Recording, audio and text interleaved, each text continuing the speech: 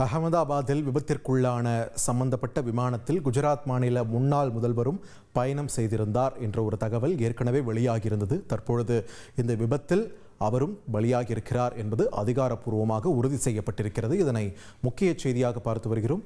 கூடுதல் விவரங்களை வழங்க இணைகிறார் எமது செய்தியாளர் பாரதிராஜா. Over to you. விரிவா பதிவு பண்ணுங்க.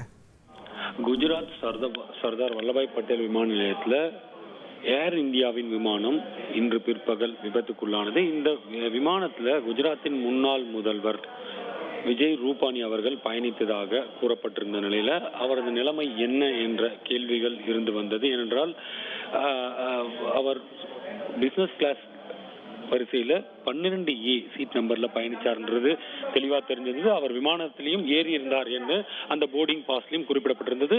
அதே போல பயணிகள் லிஸ்ட்லயும் இருந்தது. இந்த நிலையில அவர் உயிரிழந்திருக்கிறார் என்ற அதிகாரப்பூர்வ தகவலானது தற்போது வெளியாகி இருக்கிறது. நீங்க நல்லா கவனிக்கணும், இந்த ஒட்டுமொத்த விமான விமானத்துல பயணம் செஞ்ச ஒருவர் உயிர் பிழைத்திருக்கிறார் என்ற ஒரு தகவல் வந்தது.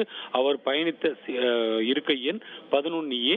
இவர் 12A பயணிச்சிருக்காரு. ஆனால் இவர் உயிரிழந்திருக்கிறார் என்பது தற்போது உறுதி செய்யப்பட்டிருக்கிறது. அதிகாரப்பூர்வமாகவும் தகவல் வெளியாகி இருக்கிறது. 2016 2021 வரை குஜராத்தின் முதல்வராக இருந்தார் என்பது குறிப்பிடத்தக்கது. அது மட்டுமல்ல, இவர் 2014 16 வரைக்கும் அமைச்சராகவும் இருந்தார் என்பது குறிப்பிடத்தக்கது. இந்த நிலையில விஜய் ரூபானியின் மறைவுக்கு பாஜகவை சேர்ந்த பல்வேறு தலைவர்கள் இரங்கல் தெரிவித்து வருகிறார்கள் என்பதும் குறிப்பிடத்தக்கது. நன்றி பாரதிராஜா, உங்கள் விரிவான தகவல்களுக்கு.